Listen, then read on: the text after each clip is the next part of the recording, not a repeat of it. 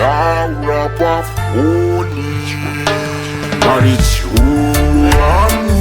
ane maricho mazvinumbu matotamudze kapanye kaino remhangu ane maricho mazvinumbu matotamudze kapanye kaine zuro madheko ndakakweredza moko ndakutengera epo mudiwa wangu vandatenga mazai akazoputika ose ndanokweredza lapto mudiwa wangu nangwana ndotenga hekwe ndisina mapoteto sepamwe nematomati semudiwa wangu chindiudzawo chese chokushungurudzawo pandinenge ndisipo mudiwa wangu serudo ngaruvepo zvisave zvemanyepo tisazove chiseko mudiwa wangu because zvisi zvese zvandoshuvirawo zvandokwanisa zvivepo munguva pfupi kungozamazamawo nekumhiramirawo kuti uzviwanewo mudiwa wangu uzvichengetedzewo undiremekedzewo kozine ndiri wako mudiwa wangu iskani mudiwa imbokusiya uri lonely tichitaura pafoni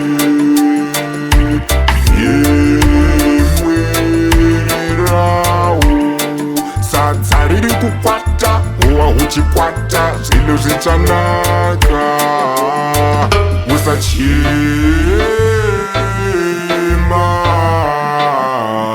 pazvinorema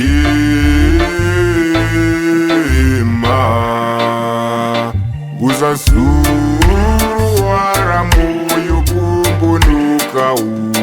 zvichazungunuka mukufamba kwenguva bebi wangu usachema ndine mukoti bebi wangu nyarara bururuka isa makumbo mhumepo seshwarara ngatidhidhe kunge hove tive muramba kusagara ngatigoramba tiri tese semavhu nemarara ndakutara senge ndakutara ndevele webebi unesele pamwe nemalego bva kunge pele ngatigepele sky blue kunge chele